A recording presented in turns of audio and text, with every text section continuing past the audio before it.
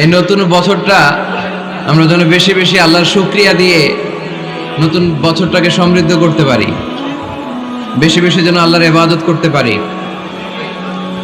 নতুন বছরে আমরা শপথ নেই, আমরা যেন অন্তরে হিংসা লালন না করি, বিদ্বেষ লালন না করি, আমরা নিজেরা যেন কাদা ছোড়াছুরি না করি, আমরা যেন মিলেমিশে একসাথে একাকার হয়ে যাই। আল্লাহ তুমি কবুল করো, আমরা পড়ি আমিন।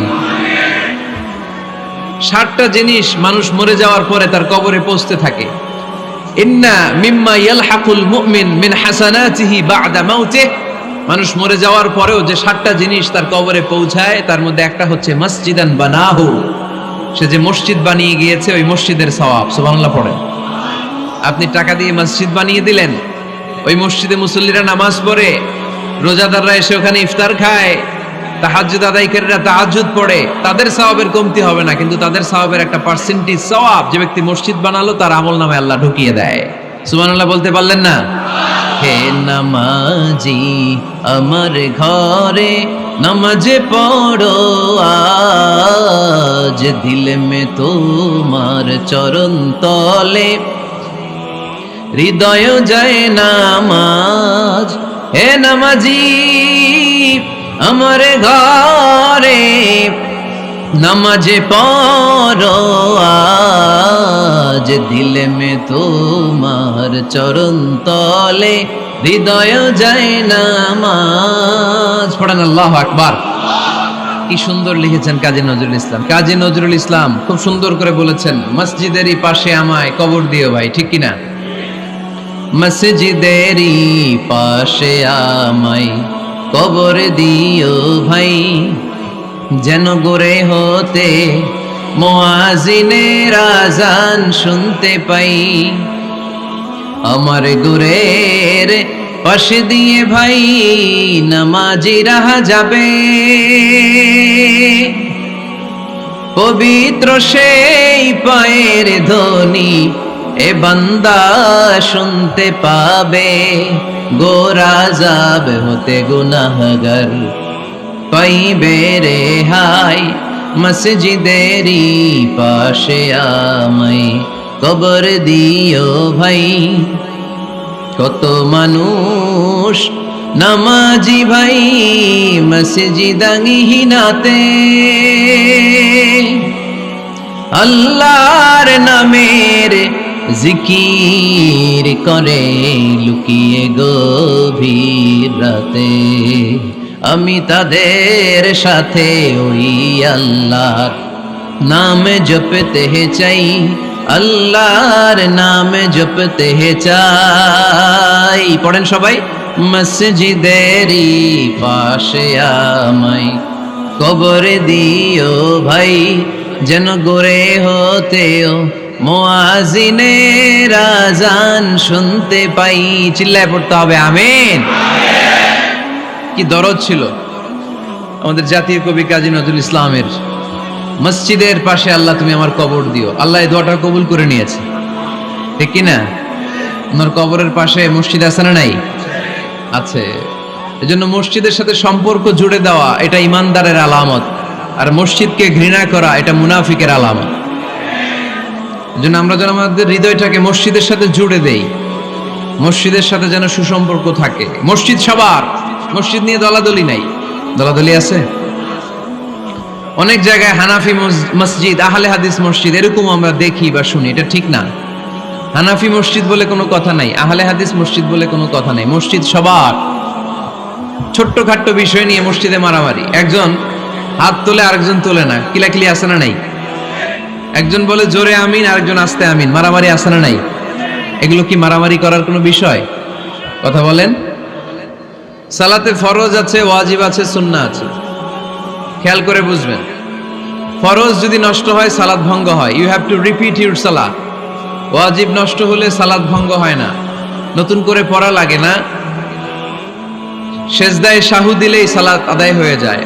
আর সুন্নাহ নষ্ট হলে নামাজ নষ্টও হয় না, নতুন করে পড়াও লাগে না, সৌ সেজদাও লাগে না, নামাজ আদায় হয়ে যায় সুন্নাহ নষ্ট হলে। এই যে হাত তোলা না তোলা এটা সুন্নাহ, আমিন জোরে বলা না বলা এটা কি সুন্নাহ। যেটা কোনো কারণে কেউ না করলেও তার নামাজ কবুল করে নিবে কে? আর এই সব সুন্নত লই আমাদের দেশে গিলাগিলি।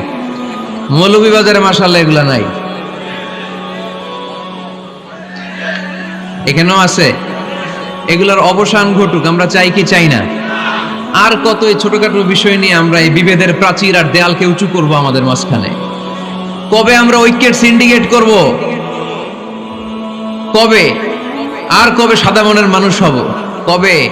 আর কত? অনেক হয়েছে, আর না, এবার থামেন। বিভেদের প্রাচীরকে ভেঙে চুড়িয়ে দেন। ঐক্যের এমন সিন্ডিকেট করতে হবে যাতে কোনো অপশক্তি এই ঐক্যকে ভাঙতে না পারে, বানচাল করতে না পারে। চিল্লায় বলেন ঠিক কিনা? এজন্য মিউচুয়াল রেসপেক্টের দরকার, পারস্পরিক শ্রদ্ধাবোধ সব ক্ষেত্রে, রাজনীতিতে, সামাজিক অ্যাক্টিভিটিসে আমাদের আলেম ওলামাদের মধ্যে পারস্পরিক শ্রদ্ধাবোধের দরকার, মিউচুয়াল রেসপেক্ট। কেউ কাউরে রেসপেক্ট করে না, আমি যেটা বুঝছি এটাই সব, বাকি সব হারাম, এরকম বলে না অনেকে? এরকম যেন না করি। তাহলে মসজিদ সবার, মসজিদ আল্লাহর হাবিব সাল্লাল্লাহু আলাইহি ওয়াসাল্লাম খ্রিস্টানদেরকে মসজিদে ঢুকতে দিয়েছেন, আর আমরা মুসলমান ভাইয়ের জন্য মসজিদে তালা ঝুলাই দেই, আছে না নাই? আল্লাহর হাবিব সাল্লাল্লাহু আলাইহি ওয়াসাল্লাম কোথাও গেলেই প্রথমে মসজিদ বানাতেন। কি বানাতেন? মসজিদ বানাতেন। মক্কা থেকে হিজরত করে মদিনায় আসলেন, কোবায় থাকলেন কয়েক সপ্তাহ। কোবা পল্লীতে তিনি মসজিদ বানালেন, মসজিদ কোবা। ওখানে প্রতি শনিবার কেউ যদি ওযু করে ওখানে যে 2 রাকাত নামাজ পড়ে, একটা কবুল উমরার সওয়াব আল্লাহ তাআলা তার আমলনামায় দিয়ে দেয়। মসজিদে কোবা বানালেন। তারপরে মদিনায় এসে মসজিদে নববী বানালেন আল্লাহর হাবিব সাল্লাল্লাহু আলাইহি ওয়াসাল্লাম, মসজিদে নববী। এটা ছিল আল্লাহ রাসূল সাল্লাল্লাহু আলাইহি ওয়াসাল্লামের বৈশিষ্ট্য। কোথাও গেলেই তিনি মসজিদ বানাতেন, মসজিদে নববী। হায় রে, এখন তো কত সুন্দর মসজিদ আমরা দেখি, আমরা যে সালাত পড়ি। আল্লাহর হাবিব সাল্লাল্লাহু আলাইহি সাল্লামের সময় মসজিদে নববী কি এরকম ছিল? কথা বলেন। ফ্লোর ছিল বালুর ফ্লোর। কিসের ফ্লোর? আমাদের মসজিদের ফ্লোর কিসের? টাইলস। আর আল্লাহ রাসূল সাল্লাল্লাহু আলাইহি ওয়াসাল্লামের মসজিদে নববীর ফ্লোর কিসের? কথা বলে না তো। আওয়াজ করে উত্তর দেন না কেন? কষ্ট হচ্ছে? দুপুরে খাইছেন না সবাই? কেন খান নাই কেন? রোজা রাখছিলেন? হ্যাঁ, ফজর বাদে আইছি। আচ্ছা ঠিক আছে, ঠিক আছে। আচ্ছা আচ্ছা, সাউন্ড নাই, কথা শোনা যায় না? তো এটা শুনলা কেমনে? জিজ্ঞেস করলাম কথা শোনা যায় না, কয় না। তো এটা শুনলা কি করে? মানে অল্প শোনা যায়, তাই তো? একটু পরে আমার বিদায় ঘন্টা বাজবে, আমি চলে যাব। এই তোমরা ডিস্টার্ব করতে করতে আমার সময় শেষ। তোমরা ডিস্টার্ব করলে তোমাদের লস। আমি আমার টাইমের 1 মিনিটে বেশি যেতে পারবো না, কারণ এখানে আসরের সালাতের আজান শুরু হয়ে যাবে, এরপরে কোনো কথা নেই। আর বক্তব্য লম্বা করা এটা বেদাত। এই বেদাতকে আমি সুন্নাতের মধ্যে আনতে চাচ্ছি। একটা সময়ে একেবারে কমায় নিয়ে আসবো। এত প্রোগ্রামও আমি করতে চাই না। আমি ঘোষণা দিয়েছি আগামী বছরে সারা বাংলাদেশে আমার প্রোগ্রাম হবে 50টা। কয়টা? 50টা। এরপরের বছর 30টা, এরপরের বছর 20টা। বিভাগীয় প্রোগ্রাম করলেই চলবে আমার। এক এক বিভাগে যে 2 দিন 3 দিন খালাস। এত দরকার নেই, এত লম্বা চূড়ার বক্তব্যের দরকার নেই। আধা ঘন্টা চুপ করে শুনেন, কয়েকটা মেসেজ ড্রপ করি, take it with you to your home, then practice and apply in the society. নিয়ে যান, আমল করেন, সমাজে কাজে লাগান। সমাজটা আলোকিত করে দিবে কে? খুতাবুকুম তাবিলা সালাওয়াতুকুম কাসীরা। আল্লাহর হাবিব সাল্লাল্লাহু আলাইহি ওয়াসাল্লাম বললেন, কিয়ামতের একটা আলামত, কিয়ামতের আগে তোমাদের বক্তব্য হয়ে যাবে লম্বা, সালাত হয়ে যাবে খাটো। সালাতের পরে তাসবিহ পড়তে চায় না লোকজন, ব্যস্ত, মহা ব্যস্ত, সুপার বিজি।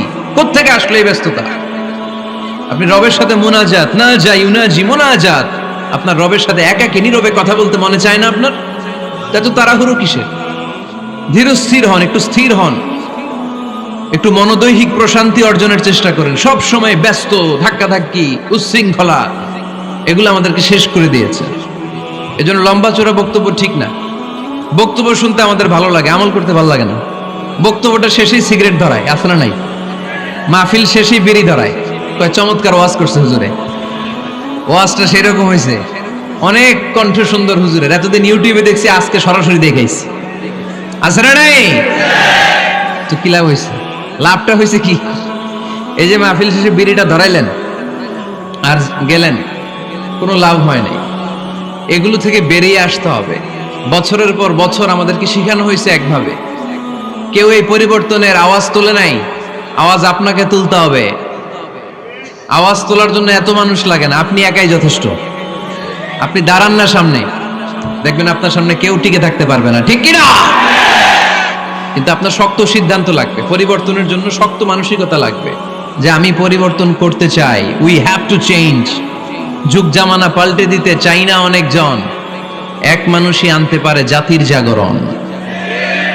এক মানুষই বিপদকালে বাঁচায় কাফেলায়, ক্ষুদ্র ডিঙ্গি বাঁচায় জাহাজ অসীম দরিয়ায়। এজন্য আপনার শক্ত সিদ্ধান্ত পারে আপনার মৌলভীবাজারটাকে দেশের শ্রেষ্ঠ জেলা, শ্রেষ্ঠ থানা হিসেবে আল্লাহর কাছে কবুল করতে, ঠিক কিনা?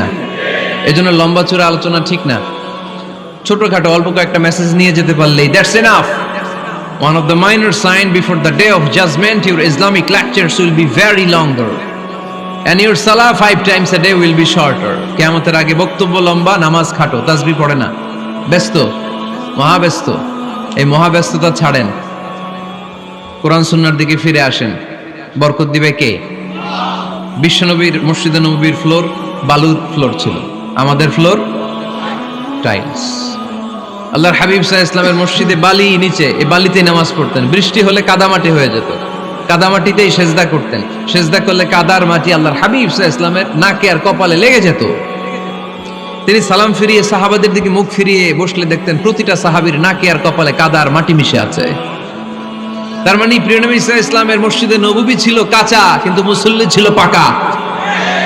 আমাদের মসজিদগুলা হয়েছে পাকা, কিন্তু মুসল্লি কাঁচা, ঠিক কিনা? ফজরের সালাতে মানুষ নাই। ইমাম সাহেব আছেন কে কে এলাকায়? দেখি ইমাম, মসজিদের ইমাম, মাশাআল্লাহ। আপনাদের এইখানে ওই মসজিদে ফজরের নামাজে কয় কাতার হয়? 5 জন 6 জন? কেনে এত কম? কেনে? হ্যাঁ, আসে না, আসতে চায় না লোকজন।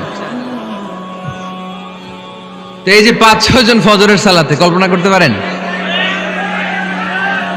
ফজরের সালাতে এত কম লোক? ফজরের জামাতে লোক যায় না, এটা একটা মহামারী। যেদিন ফজরের জামাতের দৃশ্য আর জুমার নামাজের দৃশ্য একরকম হয়ে যাবে, ওই দিনই বাংলাদেশে ইসলাম কায়েম হয়ে যাবে। এখন স্লোগান তুলে বিপ্লব বিপ্লব, ইসলামে বিপ্লব। আর ফজরের সময় আমি কম্বলের ভিতরে, আছে না নাই?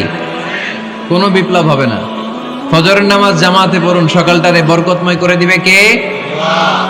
আল্লাহর হাবিব সাল্লাল্লাহু আলাইহি ওয়াসাল্লামের মসজিদ ছিল সবার জন্য উন্মুক্ত, এখানে সবাই আসতে পারত। এজন্য মসজিদ হবে সবার। আমরা মসজিদের আবাদকারী হতে চাই। এজন্য রাব্বুল আলামিন বলেন, ইন্নামা ইয়া'মুরু মাসাজিদাল্লাহি মান আমানা বিল্লাহি ওয়াল ইয়াউমিল আখির وأقام الصلاة وآتى الزكاة ولم يخش إلا الله فعسى أولئك أن يكونوا من المهتدين سبحان الله পড়েন। রব্বুল আলামিন বললেন মসজিদের আবাদকারী হবে তারা যারা আল্লাহর প্রতি ঈমান আনে, আখিরাতের প্রতি ঈমান আনে, যারা সালাত কায়েম করে, যারা যাকাত আদায় করে, যারা দুনিয়ার কাউকে ভয় পায় না, ভয় পায় একজনকে। চিল্লায় বলেন তিনি কে? যাদের হৃদয়ে আছে আল্লাহর ভয়, তারা কবু পথ ভুলে যায় না। আল্লাহর প্রেম ছাড়া এই দুনিয়া কারো কাছে কোনো কিছু চায় না, ঠিক কিনা? তাহলে যারা মসজিদের আবাদকারী এরা ভয় পায় একজনকে, চিল্লায় বলেন তিনি কে? মসজিদের আবাদকারীদের প্রথম গুণ, তারা আল্লাহয় বিশ্বাস করে, তারা আখিরাতে বিশ্বাস করে, তারা সালাত কায়েম করে, তারা যাকাত আদায় করে, তারা আল্লাহ ছাড়া পৃথিবীর কাউরে ভয় পায় না। আল্লাহ বলেন ফাআসা উলাইকা আইয়াকুনু মিনাল মুহতাদিন, আশা করা যায় তারাই হলো হেদায়েতের রাস্তার উপরে আছে, ঠিক কি না? তারাই মসজিদের আবাদকারী, যারা মসজিদে যায়, সালাত আদায় করে। এখন মসজিদের আবাদকারী আপনি হতে চান, আপনি মসজিদে যান না, আপনি আবাদকারী হতে পারবেন? মসজিদের অনেক সভাপতি আছে, মসজিদে যায় না, আছে না নাই? মৌলভীবাজারে এই সমস্যা বোধহয় নাই। মসজিদের সেক্রেটারি মসজিদে যায় না, আছে না নাই? তাহলে হইলো, এটা হইলো, এটা মেনে নেওয়া যায়? এজন্য সভাপতি সাহেবরা, আপনি কষ্ট করে মসজিদ বানিয়েছেন, মসজিদে যাবেন। সভাপতি সাহেব আপনি মসজিদে যাবেন, সেক্রেটারি সাহেব আপনি মসজিদে যাবেন, তাহলে আপনি সঠিক মসজিদের আবাদকারী হবেন, ঠিক কিনা? আমরা মসজিদের আবাদকারী হতে চাই, ইনশাআল্লাহ পড়েন। উমরানুল মাসাজিদ, মসজিদের আবাদ কি করে করতে হয়? মসজিদ আবাদ করার এক নাম্বার মাধ্যম হচ্ছে মসজিদ নির্মাণ করা। কি করা? নির্মাণ করা। খেয়াল করবেন, আল্লাহর হাবিব সাল্লাল্লাহু আলাইহি ওয়াসাল্লাম বলেছেন, মান বানা মসজিদান মিন মালিহি ফিদ দুনিয়া বানাল্লাহু লাহু বাইতান ফিল জান্নাহ। যে ব্যক্তি নিজের পকেটের টাকা খরচ করে দুনিয়াতে মসজিদ বানায়, আল্লাহ তাআলা তার জন্য জান্নাতে ঘর বানায়। 60টা জিনিস মানুষ মরে যাওয়ার পরে তার কবরে পৌঁছতে থাকে। ইন্না মিম্মা ইয়ালহাকুল মুমিন মিন হাসানাতিহি বা'দা মাউতিহি, মানুষ মরে যাওয়ার পরেও যে 60টা জিনিস তার কবরে পৌঁছায়, তার মধ্যে একটা হচ্ছে মসজিদান বানাহু, সে যে মসজিদ বানিয়ে গিয়েছে ওই মসজিদের সওয়াব। সুবহানাল্লাহ পড়ে। আপনি টাকা দিয়ে মসজিদ বানিয়ে দিলেন, ওই মসজিদে মুসল্লিরা নামাজ পড়ে, রোজাদাররা এসে ওখানে ইফতার খায়, তাহাজ্জুদ আদায়কারীরা তাহাজ্জুদ পড়ে, তাদের সওয়াবের কমতি হবে না, কিন্তু তাদের সওয়াবের একটা পার্সেন্টেজ সওয়াব যে ব্যক্তি মসজিদ বানালো তার আমলনামায় আল্লাহ ঢুকিয়ে দেয়। এজন্য বেশি বেশি মসজিদ বানাতে রাজি আছেন তো? তাহলে মসজিদ আবাদ করার প্রথম মাধ্যম হচ্ছে মসজিদ বানানো। 2 নাম্বার মাধ্যম হচ্ছে মসজিদে যে জামাতে সালাত আদায় করা। জামাতে সালাতুল জামাআ তাফদুলু সালাতাল ফাযযি বি27 দারাজা। ঘরে নামাজ পড়লে একা একা পড়লে যেই সওয়াব, জামাতে পড়লে 27 গুণ বেশি সওয়াব। সুবহানাল্লাহ বলতে পারলেন না? হে নামাজি আমার ঘরে নামাজ পড়ো আজ, দিল মে তোমার চরণ তলে হৃদয় যায় নামাজ। হে নামাজি আমার ঘরে নামাজ পড়ো আজ, দিল মে তোমার চরণ তলে হৃদয় যায় নামাজ। পড়েন আল্লাহু আকবার। কি সুন্দর লিখেছেন কাজী নজরুল ইসলাম। মসজিদ কেমন যেন মসজিদ তার নিজের ভাষায় আল্লাহর কাছে কেঁদে কেঁদে ফরিয়াদ জানায়, আল্লাহ নামাজিরা আমার ঘরে আসে না, কি সুন্দর টাইলস, কি সুন্দর মুসল্লা, কি সুন্দর এয়ার কন্ডিশন, সব আছে কিন্তু মুসল্লি নাই, ঠিক কিনা? মসজিদগুলো আল্লাহর কাছে ফরিয়াদ জানায়। এজন্য আমরা যেন মসজিদমুখী হই। কি মুখী? আওয়াজ করে বলতে হবে, কি মুখী? মসজিদমুখী। তাহলে মসজিদ আবাদের 1 নাম্বার পদ্ধতি মসজিদ বানানো। 2 নাম্বার মসজিদে বেশি বেশি যে জামাতে সালাত আদায় করা। 3 নাম্বারে মসজিদের সাথে সম্পর্ক জুড়ে দেওয়া, হৃদয়টা যেন সবসময় মসজিদের সাথে লেগে থাকে। আল্লাহর হাবিব সাল্লাল্লাহু আলাইহি ওয়াসাল্লাম বললেন, সাবআতুন ইউযিল্লুহুমুল্লাহু ফি যিল্লিহি ইয়াওমা লা যিল্লা ইল্লা যিল্লু। 7 শ্রেণীর ব্যক্তিকে আল্লাহ তাআলা কিয়ামতের দিন আরশের নিচে ছায়া দিবে, যেদিন আল্লাহর আরশের ছায়া ছাড়া কোনো ছায়া পৃথিবীতে থাকবে না। সেই দিনটা কি এই দিনের মতো? কিয়ামতের দিনটা আজকের এই দিনের মতো হবে? 50,000 বছর হবে। এটা লেন্থ, এটা ডিউরেশন। কাআন সাফসাফা লা তারা ফিহা ইওয়াজা ওয়ালা আমতা, লেভেল প্লেইং ফিল্ড, তামার জমিন। একটু কল্পনা করেন তো ওই দিনটা কত ভয়ঙ্কর। বাবা ছেলেরে চিনবে না ওই দিন, ছেলে বাবারে চিনবে না, স্ত্রী স্বামীকে চিনবে না, স্বামী স্ত্রীকে চিনবে না, পীর সাহেব মুরিদ চিনবে না, মুরিদ পীর সাহেবকে চিনবে না, নেতা কর্মীকে চিনবে না, কর্মী নেতাকে চিনবে না। হায় হায়, ইয়া নাফসি ইয়া নাফসি বলে কাঁদবে। সূর্যটা মাথার কাছে চলে আসবে, সূর্যের তাপে মাথার মগজগুলো গলে গলে নাকের ছিদ্র আর কানের ছিদ্র দিয়ে টপ টপ করে বেয়ে বেয়ে পড়বে। তৃষ্ণায় মানুষগুলো পাগল পাড়া, জিহ্বাটা বের হয়ে নাভি পর্যন্ত ঝুলতে থাকবে। সেদিন সবাই পাগলের মতো ছুটতে থাকবে, কোনো ছায়া নাই আল্লাহর আরশের ছায়া ছাড়া। আল্লাহর হাবিব বললেন, 7 শ্রেণীর ব্যক্তিকে আল্লাহ তাআলা আরশের নিচে ছায়া দিবেন। এর মধ্যে 1 শ্রেণীর ব্যক্তি রাজুলুন কলবুহু মুআল্লাকুন বিল মাসাজিদ, ওই ব্যক্তি যার হৃদয়টা সবসময় আল্লাহর মসজিদের সাথে লেগে থাকে। মসজিদের সাথে যার হৃদয় লেগে থাকে তাকে আরশের নিচে ছায়া দিবে কে? এজন্য মসজিদের সাথে যেন আমাদের হৃদয়গুলো লেগে থাকে। অনেকেই দেখবেন এত ভালো নামাজে, জোহর পরে টেনশন করে আসরটা কই পড়বো, আসর পরে চিন্তা করে মাগরিবের সময় আমি কোথায় থাকবো, মাগরিবের সময় টেনশন, ইস এশাটা হয়ে গেলেই তো শেষ। এরকম লোক আছে না নাই? এদেরকে সেই কঠিন ভয়াবহ দিনে আরশের নিচে ছায়া দিবে কে? তারপরে মসজিদ আমাদের 4 নাম্বার পদ্ধতি মসজিদকে পরিচ্ছন্ন রাখা, মসজিদকে ঝাড়ু দেয়া। মসজিদকে যারা পরিষ্কার করে তাদের হৃদয়ের যন্ত্রণা দূর করে দেয় কে? সাইয়েদনা ইব্রাহিম আলাইহিস সালাম এবং ইসমাঈল আলাইহিস সালামকে আল্লাহ তাআলা আদেশ করেছেন তাহহিরা বাইতিয়া লিত্তাইফিনা ওয়াল আকিফিনা ওয়ার রুকআই সুজুদ।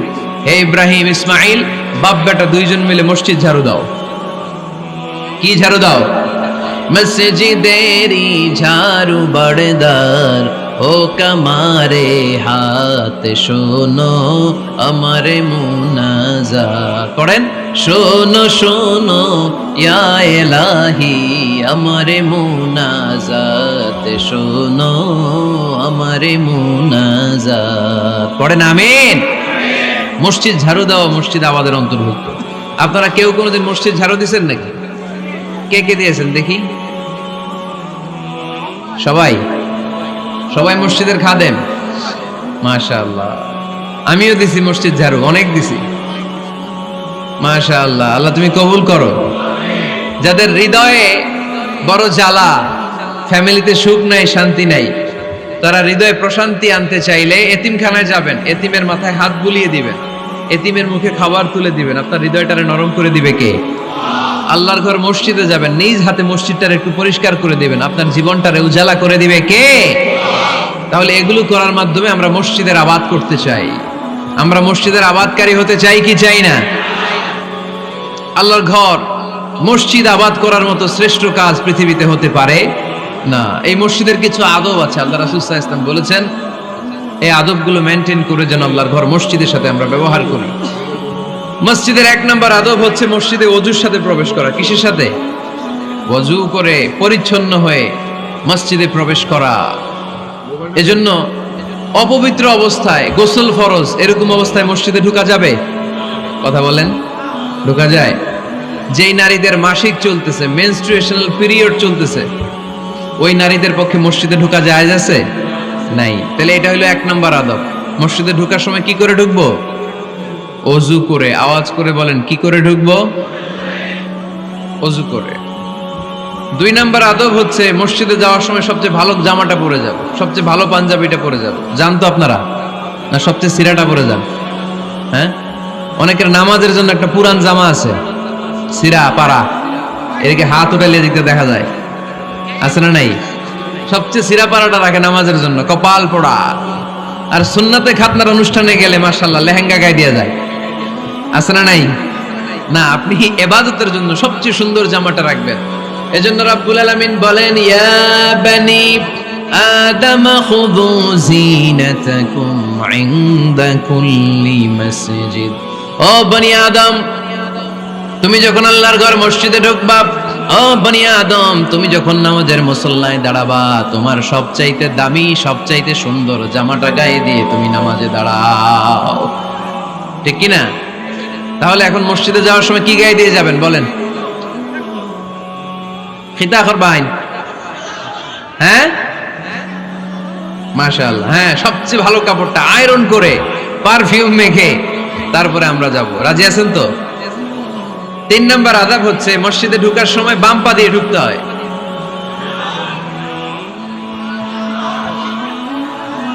কোন পা? আরো জোরে। এদেরকে গুতা মারা লাগে, নাইলে আওয়াজ বাড়ে না। এরকম ভলিউম টাইট করতে হয়, ভলিউম হাই করলে আর করে পারে, এমনি বলতে চায় না। আর ঘটনা কি? হ্যাঁ, খায় নাই। বদরের যুদ্ধ হয়েছিল রমাদানে, কোন সাহাবী খায় নাই, না খাইয়া একেবারে সাইজ করে দিছে কাফেরদেরকে। আমরা না খেলেও আমাদের হৃদয়ে ইমানি শক্তি আছে না নেই? এই তো বোঝা যাচ্ছে ইমানি শক্তি আছে। এতক্ষণ আছিল কই? তো মসজিদে ঢোকার সময় কোন পা দিয়ে? এগুলো মনে থাকে আমাদের? ভুলা যাই আমরা, খেয়াল থাকে না তো এগুলা। এত কিছু মনের মধ্যে রাখলে এগুলো মনে থাকবে কেমনে? মসজিদে ঢোকার সময় কোন পা? আরো জোরে। বেরোয়ার সময় কোন পা? মনে থাকবে?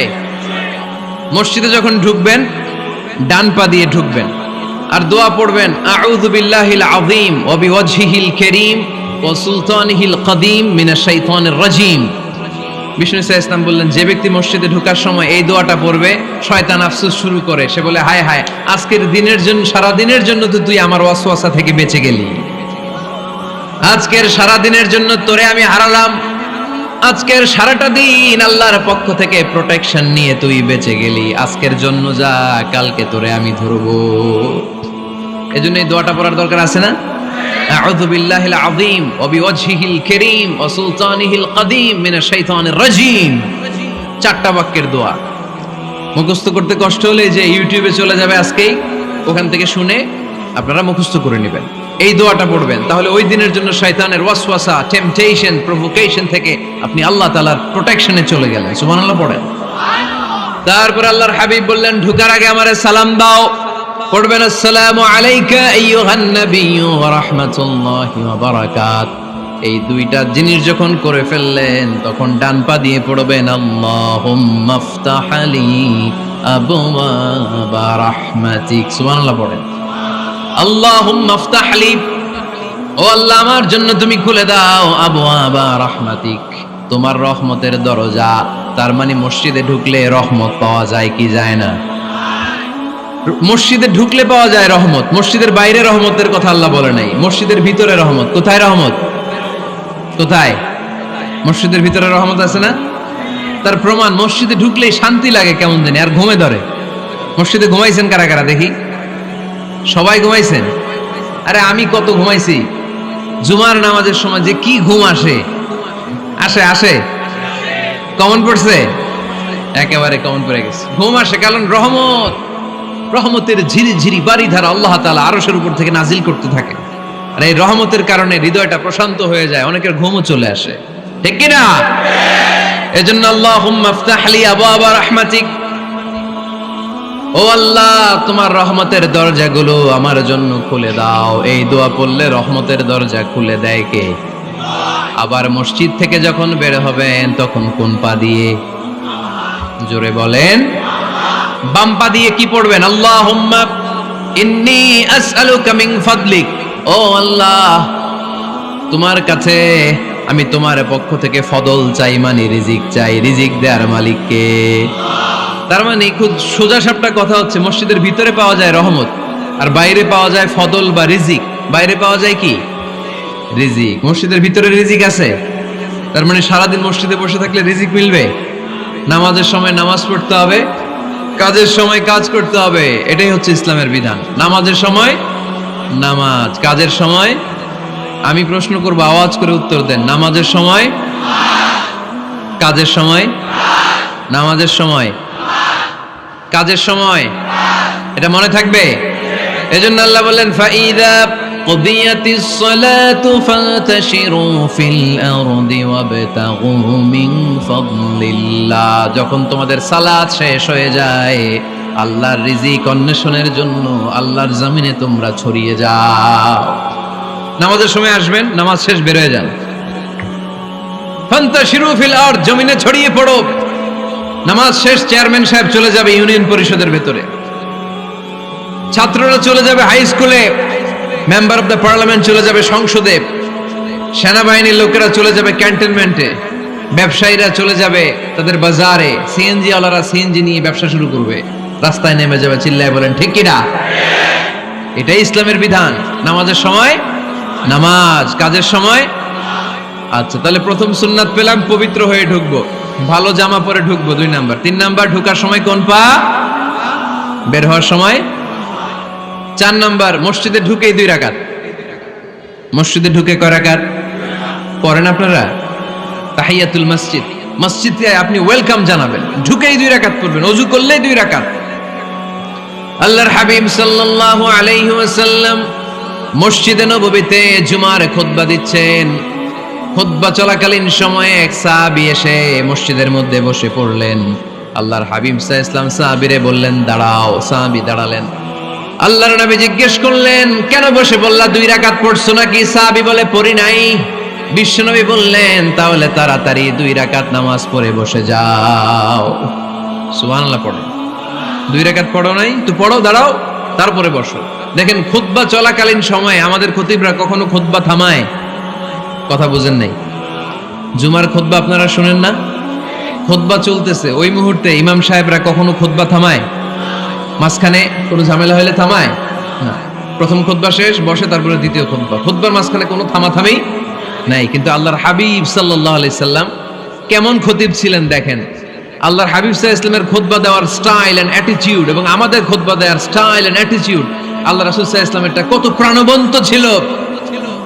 আল্লাহ রাসূল সাল্লাল্লাহু আলাইহি ওয়াসাল্লাম সোসাইটি ওরিয়েন্টেড একজন পার্সোনালিটি ছিলেন, সমাজের মানুষ কেন্দ্রিক, খুব সামাজিক ছিলেন আল্লাহ রাসূল সাল্লাল্লাহু আলাইহি ওয়াসাল্লাম। তিনি দেখলেন একজন বসে পড়ছে, উনি খুতবা থামায় দিলেন, জুমার খুতবা থামায় বললেন, এই নামাজ পড়ছো না, পড়ো 2 রাকাত পড়ো। আবার খুতবা শুরু করলেন, সুবহানাল্লাহ পড়বেন না? একবার তিনি খুতবা দিচ্ছেন, দেখলেন আল্লাহ রাসূল সাল্লাল্লাহু আলাইহি ওয়াসাল্লামের 2 জন নাতি হাসান আর হুসাইন রাদিয়াল্লাহু তাআলা আনহুমা, ছোট্ট মানুষ, কাতারের ভিতরে ঢুকে কোন সাহাবী টুপি টান দেয়, কারো পাগড়ি ধরে টান দেয়, একজন এদিকে দৌড় দেয়, আরেকজন ওদিকে দৌড় দেয়, মসজিদে একটা ডিস্টার্ব হচ্ছে। আল্লাহর হাবিব সাল্লাল্লাহু আলাইহি ওয়াসাল্লাম খুতবা থামিয়ে দিলেন, মিম্বার থেকে নেমে আসলেন, 2 নাতিকে 2 হাতে ধরলেন, ধরে আস্তে করে জান্নাতের এই 2 সর্দারকে নিয়ে মিম্বারের উপরে দাঁড়ালেন, এই হাতে এই নাতি, ওই হাতে আরেক নাতি। এরপর দাঁড়িয়ে দাঁড়িয়ে তিনি বাকি খুতবা দিলেন, পড়েন সুবহানাল্লাহ। কত প্রাণবন্ত খুতবা! উনিও খুতবা দিতেন, আমরাও খুতবা দেই। আল্লাহর হাবিব সাল্লাল্লাহু আলাইহি ওয়াসাল্লাম খুতবা দিচ্ছেন, এক সাহাবী এসে বলল, ইয়া রাসূলুল্লাহ, মদিনায় দুর্ভিক্ষ, বৃষ্টি নাই, আপনি বৃষ্টির দোয়া করেন। রাসূল সাল্লাল্লাহু আলাইহি ওয়াসাল্লাম খুতবা থামায় দিলেন, থামায় দিয়ে দোয়া শুরু করলেন, আল্লাহুম্মা আসকিনা গাইসান মুগীসান মারিআন মুরিআন নাফিআন গায়রা দার আজিলান গায়রা আজিল। আল্লাহ, উপকারে বৃষ্টি দেন, যে বৃষ্টিতে আমাদের ফসল জন্মাবে, সবুজ ঘাস লতা পাতা জন্মাবে, আমাদের গবাদি পশুর রিজিক বাড়বে, এরকম উপকারী বৃষ্টি আমাদেরকে দিয়ে মদিনাটারে ধন্য করে দেন। বৃষ্টি শুরু হলো, জুমাবার বৃষ্টি, শনি রবি সোম মঙ্গল বুধ বৃহস্পতি শুক্র, টানা 7 দিন বৃষ্টি। এবার বৃষ্টির চোটে মদিনায় বন্যা হয়ে গেছে। এতদিনে দুর্ভিক্ষ, এতদিনে কি? এখন বৃষ্টির বরকতের দোয়া করছে, বৃষ্টিতে এবার বন্যা। যেই সাহাবী বৃষ্টির জন্য দোয়া করতে বলেছিলেন, পরের জুমাবারের খুতবার সময় এসে ওই সাহাবী বলেন, ইয়া রাসূলুল্লাহ, আবার খুতবার মাঝখানে, ইয়া রাসূলুল্লাহ, আর বৃষ্টির দরকার নাই, আর দরকার নেই, এবার বৃষ্টি বন্ধের দোয়া করেন। আল্লাহর হাবিব সাল্লাল্লাহু আলাইহি ওয়াসাল্লাম খুতবা থামিয়ে আবার বন্ধের দোয়া, আল্লাহুম্মা হাওয়ালাইনা ওয়ালা আলাইনা, হে আল্লাহ আমাদের চারিদিকে দেন, মদিনাতে আর বৃষ্টির দরকার নাই। চিল্লায় পড়েন সুবহানাল্লাহ। এজন্য খতিব হবে এরকম প্রাণবন্ত খতিব। সমাজে কি চলে, কি ক্রাইসিস, কি সংকট, ইয়াংরা কোন সমস্যায় ভোগে, আমাদের রাজনৈতিক অঙ্গনে কি সমস্যা, আমাদের অর্থনৈতিক অঙ্গনে কি সমস্যা, আমাদের সামাজিক অঙ্গনে কি সমস্যা, আমাদের পরিবারগুলোর ভেতরে কি ঝামেলা, প্রত্যেকটা কথা মসজিদের মিম্বার থেকে আসার দরকার আছে না নাই? আল্লাহর হাবিব সাল্লাল্লাহু আলাইহি ওয়াসাল্লাম এভাবেই সমাজকে ঠিক করে দিতেন। 2 রাকাত মসজিদে ঢুকে আজকে থেকে আমরা পড়ব। মসজিদে ঢুকলেই কয় রাকাত মনে থাকবে না ভুলে যাবেন? তারপরে আল্লাহর হাবিব সাল্লাল্লাহু আলাইহি ওয়াসাল্লাম বলেছেন, খবরদার কবরের উপর মসজিদ বানিও না। কবরস্থান একদিকে, মসজিদ আর একদিকে। কিন্তু বাংলাদেশে মসজিদের সাথে কবর মিলানো আছে না নাই? ছোট্ট একটা মসজিদ, কিন্তু এত বড় বাবার কবর আছে না নাই? এগুলো করবেন না আপনি। আগে হবে মসজিদ, পরে কবরস্থান। যেমন মসজিদে নববী হয়েছে আগে, তারপরে বিশ্বনবীর কবর এখানে আছে না নাই? মসজিদে নববী প্রতিষ্ঠিত হয়েছে আগে, পরে বাকি কবরস্থান আছে না নাই? কিন্তু কোন আল্লাহর ওলির কবরস্থানের উপরে যদি মসজিদ বানান, তার উপর লানাত দিয়েছে কে? লাআনা রাসূলুল্লাহ আলাল ইয়াহুদ ওয়ান নাসারা ইত্তাখাযু কুবুর আমবিয়াইহিম মাসাজিদা। আল্লাহর রাসূলের লানত ইহুদি নাসারাদের উপর, কারণ ইহুদি আর নাসারাদের একটা খাসলাত, একটা বৈশিষ্ট্য ছিল, তারা তাদের নবীদের কবরের উপরে মসজিদ বানায় ফেলতো। এটা করা যাবে? এজন্য এলাকায় এলাকায় এই ঝামেলা, কবর আর মসজিদ হবে আলাদা। আবার মসজিদের কেবলার দিকে যেন কবরস্থান না হয়, তাহলে শিরক হওয়ার সম্ভাবনা আছে না নাই? খুব সাবধান, আল্লাহ সব মাফ করে কিন্তু শিরক মাফ করে না, ঠিক কি না? শিরক হচ্ছে মহাপাপ, সব পাপের বাপ। এজন্য আমরা সব করলেও শিরকের গুনাহ মুসলমান কখনো করতে পারে। এরপর আল্লাহর হাবিব বললেন, মসজিদকে পরিষ্কার পরিচ্ছন্ন রাখো, এটাও মসজিদের আদাব। মসজিদে আতর লাগিয়ে দেন, বাখুর জ্বালিয়ে দেন। আপনাদের এই এলাকার মধ্যে তো বাখুরের অভাব নাই, আগরের অভাব নাই, ঠিক কিনা? গতকাল প্রোগ্রাম ছিল কই? সুজানগর, আগরের রাজধানী। আগর চিনেননি আপনারা? হ্যাঁ, এই যে দেহনেল উদ পারফিউম, আপনাদের এই যে মাহতাব সাহেবের আল হারামাইন, এরপরে যে আজমল কোম্পানি, এও আপনাদের এই মৌলভীবাজার এলাকার। এরকম অনেক কোম্পানি আছে দুবাই ভিত্তিক, গোটা বিশ্বে ওনারা ব্র্যান্ডিং করেছে। এগুলোর র ম্যাটেরিয়াল, কাঁচামাল যায় হচ্ছে আপনাদের মৌলভীবাজার থেকে। সম্মানিত ভাইয়েরা, মসজিদ পরিষ্কার পরিচ্ছন্ন রাখবেন, এই বাখুর জ্বালাবেন, দেহনেল উদ, এই পারফিউম গুলো ছড়িয়ে দিবেন। মসজিদের মধ্যে অনেক মসজিদে দুর্গন্ধ আছে না নাই? এই কার্পেটের মধ্যে ময়লা, পরিষ্কার করে না। আল্লাহর হাবিব সাল্লাল্লাহু আলাইহি ওয়াসাল্লাম বলেছেন, খবরদার। আম্মা জান আয়েশা বর্ণনা করেন, আমার রাসূলুল্লাহ সাল্লাল্লাহু আলাইহি ওয়াসাল্লাম বিবিনাইল মসজিদ ফি দুয়ার, ওয়া আন তুতাইয়াবা ওয়া তুনাজ্জাফ, আমরা যেন এলাকা এলাকায় মসজিদ বানাই, মসজিদগুলোকে যেন পারফিউম দিয়ে আতর দিয়ে সুগন্ধময় করে দেয়, বিশ্বনবী আদেশ করেছেন। সুবহানাল্লাহ পড়েন। এজন্য কোনো অপরিচ্ছন্ন মসজিদ থাকতে পারবে না। মসজিদের পাশ দিয়ে গেলে আতরের ঘ্রাণে আমোদ হয়ে লোকজন যেন বুঝতে পারে এটা আল্লাহর ঘর, মসজিদ। চিল্লায় বলেন ঠিক কিনা? এরপর আল্লাহর হাবিব সাল্লাল্লাহু আলাইহি ওয়াসাল্লাম বলেছেন মসজিদের আরেকটা আদব হলো মসজিদকে অতিমাত্রায় ডিজাইন না করা। বেশি ডিজাইন করা যাবে না। এমন ডিজাইন করা যাবে না যে এটা মসজিদ বোঝাই যায় না। এত লাইটিং ফাইটিং করে, এটা কি মসজিদ না কমিউনিটি সেন্টার বোঝাই যায় না। আছে না নাই? আছে। এরকম যেন আমরা না করি সম্মানিত ভাইরা। বিশেষ করে মসজিদের সামনের দেয়ালে। কোন দেয়ালে? সামনের দেয়ালটা কেবলার দিকে যেই দেয়াল, এই দেয়ালটা হতে হবে ফ্রেশ, যাতে করে মানুষের দৃষ্টি আকর্ষণ না করে। প্রায় মসজিদের দেয়ালের মাঝখানে দেখবেন আপনি ক্যালেন্ডার ঝুলায় রাখে, আছে না নাই? মৌলভীবাজার কি অবস্থা? খিতা খবর আছে? তো এই যে ক্যালেন্ডার ঝুলায় রাখে, ওইখানে দেখবেন বিভিন্ন মসজিদের ছবি, এতিমখানার ছবি, মানুষের ছবি। তো মানুষ নামাজে পড়ে আবার ওগুলোও তাকায়, আছে না নাই? প্রথম কাতারে পরে ওইখানে কি লেখা এগুলো পরে, তার ডিস্টার্ব হচ্ছে না?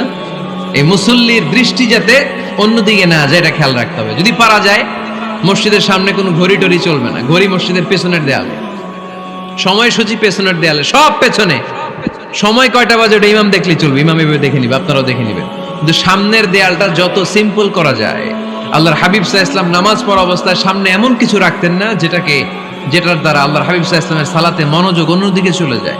আমরা যখন সালাত পড়ি, যদি অন্যদিকে তাকাই, ফেরেশতার মাধ্যমে আল্লাহ একটা ডাক দেয়, বলে আকবিল, এই বান্দা ফিরে আয়, তোর নজর থাকা দরকার সিজদার জায়গায়, ফিরে আয়। আপনি আবার যখন অন্যদিকে তাকান, আল্লাহ বলে ফিরে আয়, সিজদার দিকে তাকা। আপনি আবার যখন ঘড়ির দিকে তাকান, আল্লাহ বলে আকবিল, ফিরে আয়, সিজদার দিকে তাকা। আপনি যখন আবার অন্যদিকে তাকান, তখন আল্লাহ বলে লা হাজাতা লি ইলা সালাতিক, তোর এই নামাজের দরকার আমার নাই। নাউজুবিল্লাহ পড়বেন না? তোর এই নামাজের দরকার আমার নাই। ওযু করে কষ্ট করে যাকে খুশি করার জন্য আপনি সালাতে দাঁড়ালেন, উনি যদি বলে এই নামাজের দরকার নাই, তা কার জন্য নামাজ পড়লেন আপনি? কথা কি বুঝতে পেরেছেন? এজন্য এলাকার গণ্যমান্য ব্যক্তিবর্গ আছে, আমাদের চেয়ারম্যান সাহেব আছে, আরো অন্যান্য বিজনেস ম্যাগনেটরা আছে, আপনারা মসজিদ যখন নির্মাণ করবেন, সামনের দেয়ালটা যত সাদামাটা হতে পারে ততই ভালো। এমনকি জায়নামাজের মধ্যে এখন কাবা ঘরের ছবি আছে না নাই? আছে না? কি মুসলমান আমরা, নিজের কাবারে নিজে লাথি মারি নামাজের আগে, মনের অজান্তে নিজের কাবাকে নিজে লাথি মারছি। এরকম জায়নামাজ ব্যবহার করা নিষেধ। চিল্লায় বলেন ঠিক কিনা? সাদা ফ্রেশ জায়নামাজ বাজারজাত করেন, আপনাদের সিদ্ধান্তই ওনাদের ব্যবসা বয়কট হয়ে যাবে। আপনারা যদি এখন থেকে মসজিদের মিনারা আর কাবা ঘরের যে প্রতিকৃতি বা ছবি, এরকম ছবি সম্বলিত জায়নামাজ কিনা বন্ধ করে দেন, এদের মার্কেট থাকবে? কথা বলেন। কালকে থেকে আমরা জায়নামাজ কেনার সময় ফ্রেশ জায়নামাজ কিনবো। কোনো মসজিদ, কোনো মিনার, আমাদের কাবা ঘরের ছবি সম্বলিত কোনো জায়নামাজ কিনা যাবে? আওয়াজ করে বলেন যাবে? যাবে না। এগুলো হচ্ছে মসজিদের আদাব, এগুলো রক্ষা করে মসজিদে ঢোকার দরকার আছে না নাই? পৃথিবীতে 3টা মসজিদ সবচাইতে শ্রেষ্ঠ মসজিদ। কয়টা? আওয়াজ করে বলেন না। 1 নাম্বার মসজিদুল হারাম, ফাওয়াল্লু উজুহাকুম শাতরা, যেখানেই তোমরা নামাজ পড়ো না কেন মসজিদের হারামের দিকে হয়ে নামাজ পড়ো। কেবলা কোন দিকে আজকে? এদিকে, এইদিকে কেবলা। আমি যদি এদিকে হয়ে পড়ি নামাজ হবে না? হবে না কেন? কারণ কেবলামুখী হয়ে নামাজ পড়া ফরজ। চিল্লায় বলেন ঠিক কিনা? মসজিদুল হারাম পৃথিবীর প্রথম মসজিদ। ওখানে একটা ঘর আছে, ঘরটার নাম হলো কাবা। ইন্না আউওয়ালা বাইতিন উদিআ লিন-নাসি লাল্লাযী বিবাক্কাতা মুবারাকা। এই পৃথিবীর প্রথম ঘর, যেই ঘরটা স্থাপিত হয়েছে বাক্কা শহরে। বাক্কা মক্কার আগের নাম, এখন শহরের নাম মক্কা। আগে নাম ছিল কি? সবাই বলেন কি নাম ছিল? বাক্কা। এটা পৃথিবীর আদি ঘর। সব নবীদের পরশধন্য পদধূলিতে এই জায়গাটা বরকতময় হয়েছে। এটা এমন ঘর, যেই ঘরের চারদিকে 1 রাকাত নামাজ পড়লে 1 লক্ষ রাকাতের সওয়াব পাওয়া যায়। হজ উমরা করেছেন কে কে দেখি? হজ উমরা করেছেন আপনারা না? মাশাআল্লাহ। আমরা যারা করতে পারি নাই, আল্লাহ তাদেরকেও তৌফিক দাও। আমরা যেন এই কাবা ঘরে যে প্রাণ ভরে সালাত আদায় করতে পারি, আল্লাহ তৌফিক দান করো। আমরা যেন মসজিদে নববীতে যে প্রাণ ভরে সালাত পড়তে পারি, তৌফিক দান করো। আল্লাহর হাবিব সাল্লাল্লাহু আলাইহি ইসলামের কবরের সামনে দাঁড়িয়ে যেন আমরা প্রাণ খুলে মন প্রাণ উজাড় করে বিশ্বনবী সাল্লাল্লাহু আলাইহি ইসলামকে সালাম দিতে পারি। আল্লাহ তৌফিক দান করো। এই কাবা ঘরকে কেন্দ্র করে প্রতিদিন 100টা রহমত নাজিল হয়। আওয়াজ করে বলেন কয়টা? আল্লাহর হাবিব বললেন প্রতিদিন প্রতিনিয়ত 100টা রহমত নাজিল হতেই থাকে। সিত্তুনা লিত-তাইফিন,